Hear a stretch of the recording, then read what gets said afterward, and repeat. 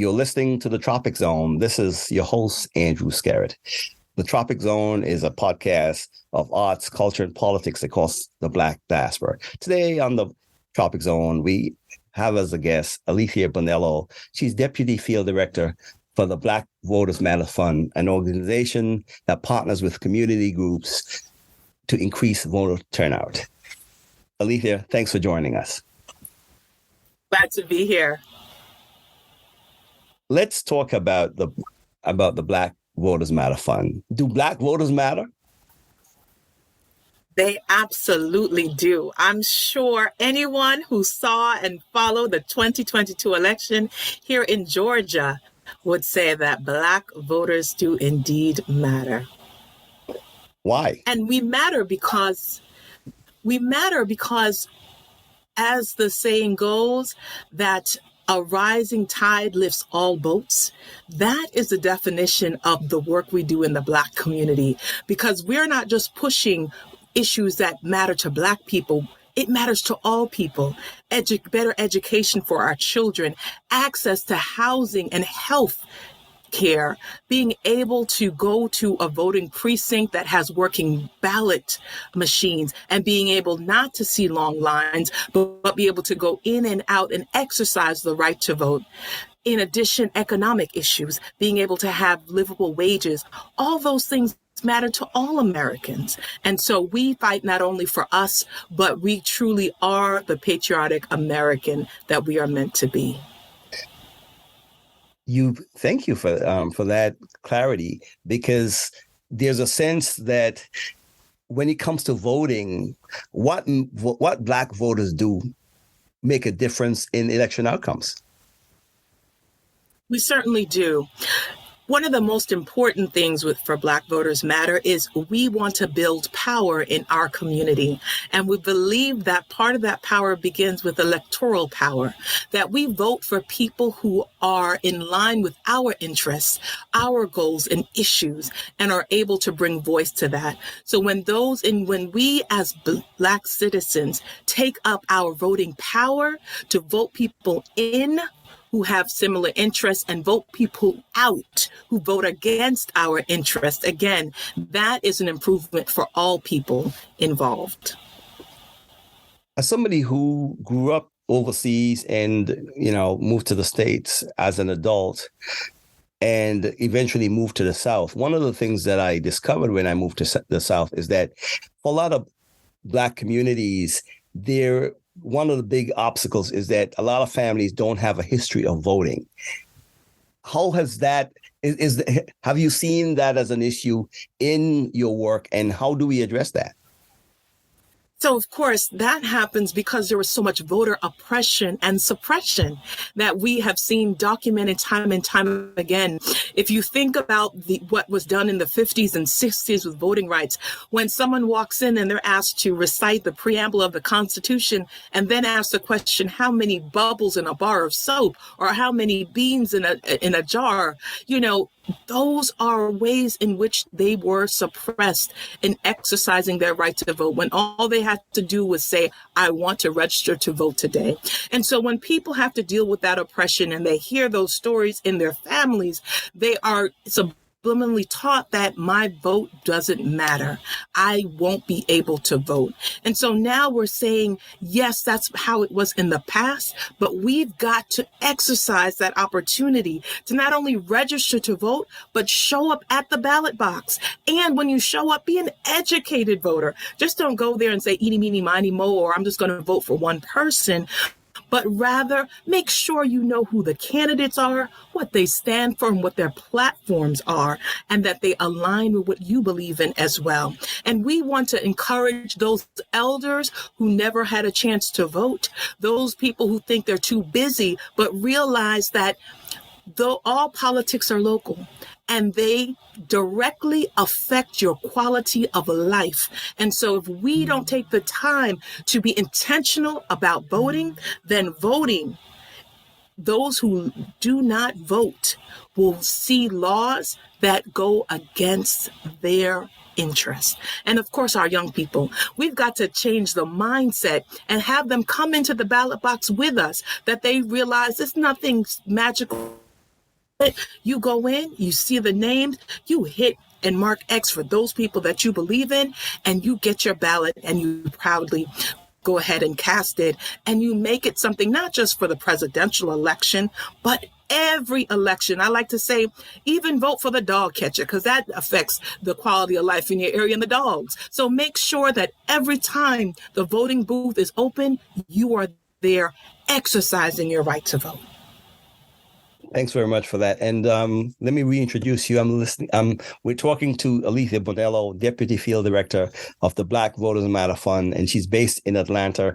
And we know that Georgia has been an intriguing battleground where the voices of Black voters have really been heard in the recent elections.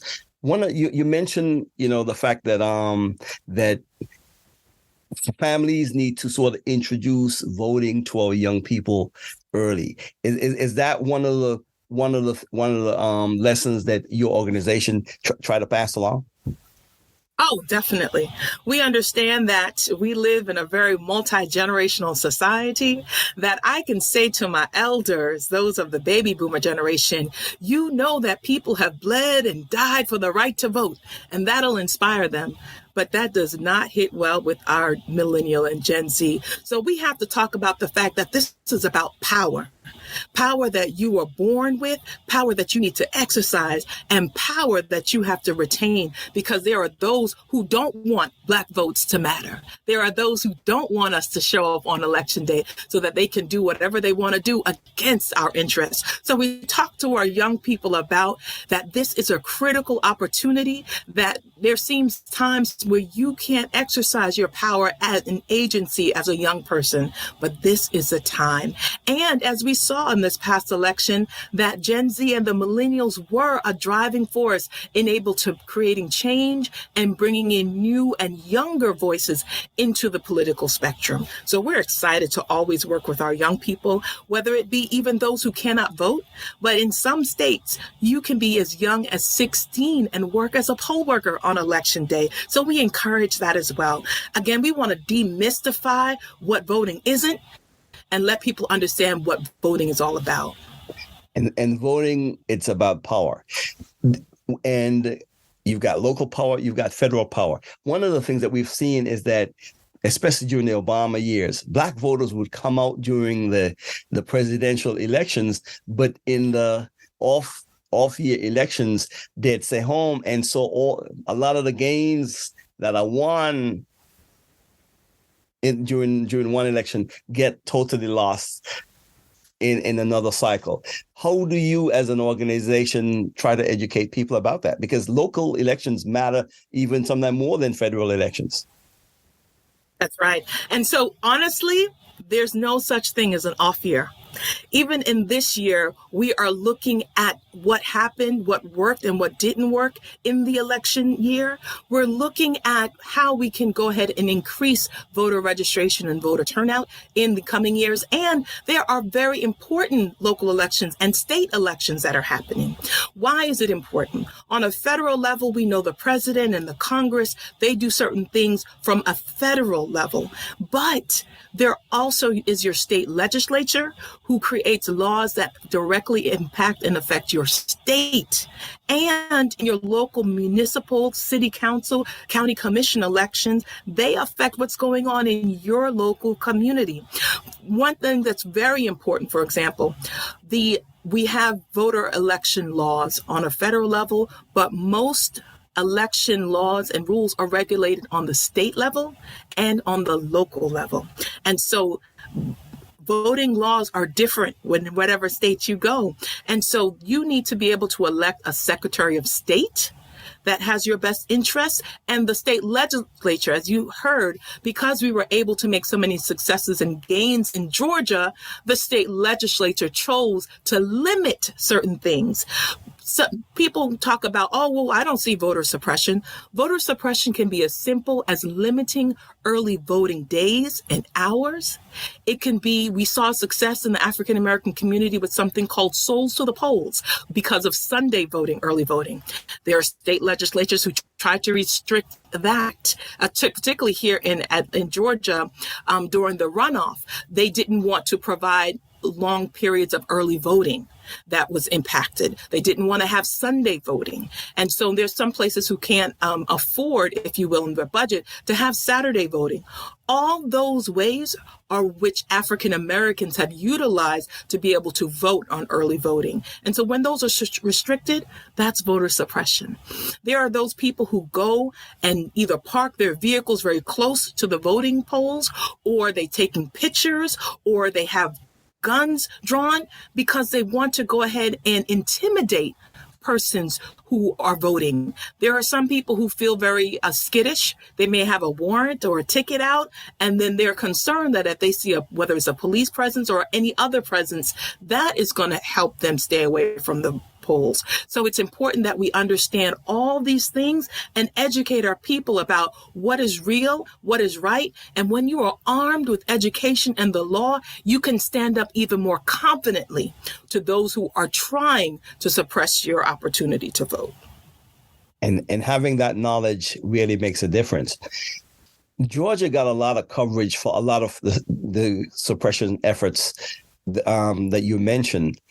What without giving away any secrets, what were the major tools that your organization used to try to combat some of their efforts? Well, we certainly had an opportunity with our partner organizations because we are a network of partners. Mm-hmm. And our partners were able to monitor what was happening using the election protection network that is created throughout the country to be able to go ahead and cite and call us to let us know what issues were going on in real time. We also were able to go out and patrol and see what was happening if there was an issue at the polls. But also we wanted to make sure, particularly now with the legislature, we had this, they wanted to, again, we were out there providing food for people when they had long lines in 2020. We were able to go ahead and give them water. And now all of a sudden, there is a law to say that is illegal to do so. And even to the point that we were cited. There were Black Voters Matters staff members and other partner members who were given that. We were cited by the election board and we had to fight that. But again, armed with education, we were able to be victorious and overcome that citation. So all those things are important, recognizing that after the election is over, that doesn't mean the work is over. That means the work is only begun because there are other fights that we have to win and we need to be aware of. And so we continue to work with our partners to ensure that we are informed about what's happening on the local and state levels and see how we can support them and amplify the work that they're doing. And there is a lot of work to be done. Before we go any further, I'll reintroduce you. I'm listening to our guest, Alethea Bonello. She's Deputy Field Director for the Black Voters Matters Fund, and they partner with community groups to improve voter participation. How did you get involved in this mission? Of getting more people to vote. Where did it begin for you? Wow, that's a great question. I think it began as from my parents and grandparents. As I said, my family's from Jamaica, and they came to America for better opportunities and to be able to exercise their rights, to be able to make a comfortable life for themselves and their children. And so my mother would often say to me, we are from a third world country, but we are first-rate people. And never forget that. Don't let anybody try to put you in some kind of place because you come from strong people who have overcome so much. And that really inspired me to work hard in school, as well as look at the plight of what was going on in Black America, even at a young age, reading Ebony magazine and Jet and seeing seeing the wonderful accomplishments, but also seeing where we were as a country back in the 70s and 80s. And so I just felt that I had to be a part. And so when we moved from New York to Florida, I joined the NAACP as a young person. And we were taught and trained about what was going on and what we could do, even as a young person, that I could speak up at a school board meeting. I could organize a protest or a walkout because we didn't feel that we were being respected as students. And just what was going on, whether it was an increase of arrests of Black boys in our community, or whether it was police harassment or intimidation, we were emboldened that we had a voice and we could use it, and use it we did. And so I continued in this opportunity and became a staff member for the National NAACP from 1998 to 2011, and continued to work with individuals and people. And then now I have an opportunity to continue the work and the training I've received and work with Black Voters Matter proudly. Thank you. You make an interesting point in terms of your background coming from the Caribbean. And if I'm wrong, tell me I'm wrong. But unfortunately, I've run into too many Caribbean folks who go the other way on this issue, and that they somehow do not identify with the African American struggle, and they see themselves as a very different story, and that they take the other side. And we've seen, interestingly, and we're not being partisan, but we've seen a couple of prominent, quote, Jamaican conservatives, especially I know the lieutenant governor in Virginia, who take, that whole opposite side of in terms of looking at the struggle. So I think your evolution in this issue, I think it's fascinating, and it's really constructive. You also mentioned too that there is no off year. Because it's 2023.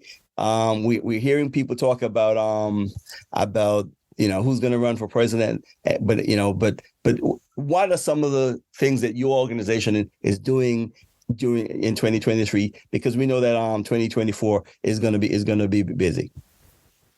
Well, like I said, we're really looking at the state legislature. What many people don't realize is there is a huge issue as it relates to what's called redistricting. Redistricting, every 10 years when we take the census and the numbers of population is compiled, that goes down to the state and local levels to be able to reallocate funds, but also to understand what's the shift of population. We've seen a decrease of population in the north and an increase in the population of the south. And there's a reapportionment of what congressional seats will be, as well as the local, state, and local redistricts as well.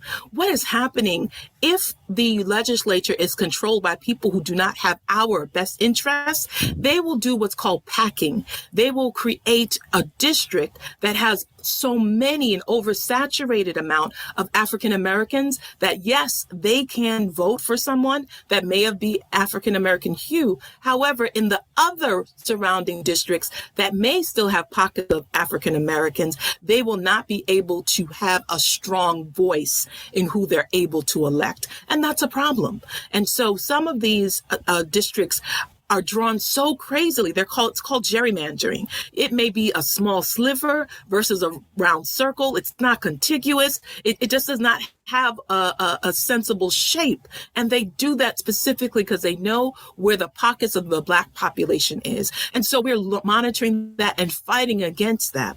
In addition, in Wisconsin, on Tuesday, there is the Wisconsin Supreme Court primary election.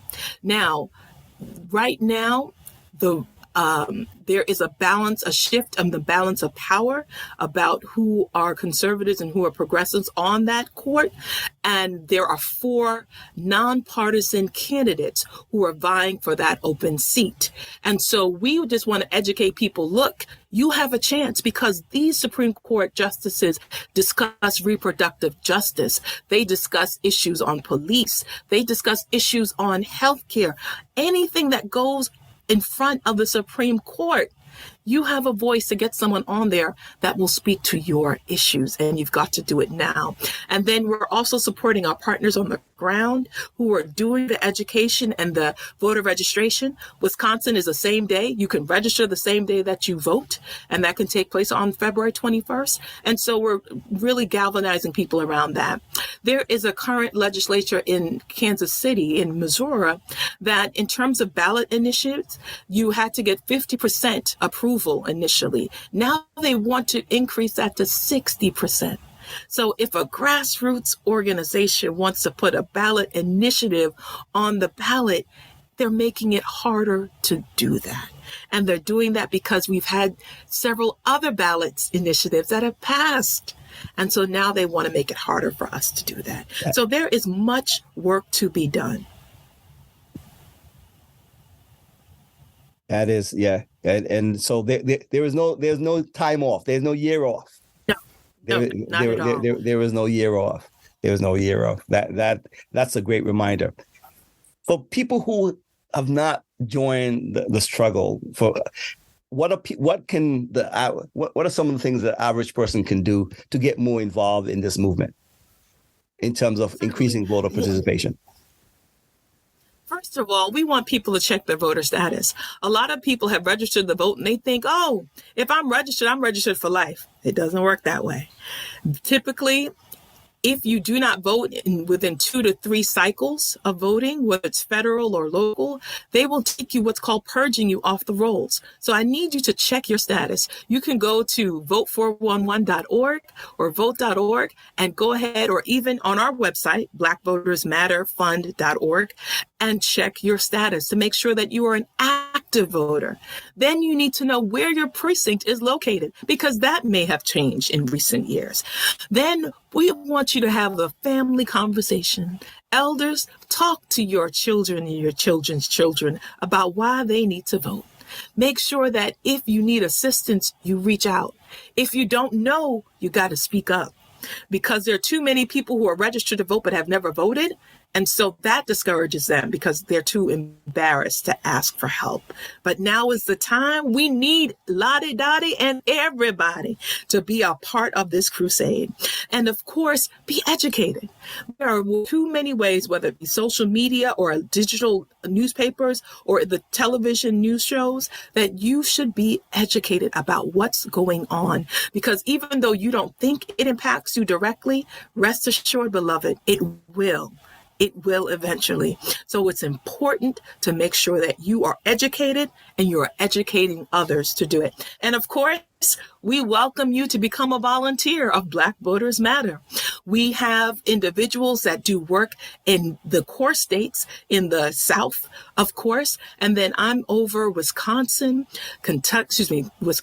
Ohio, Virginia, Tennessee, so many wonderful places that we work in, Arizona. And so we want you to get involved.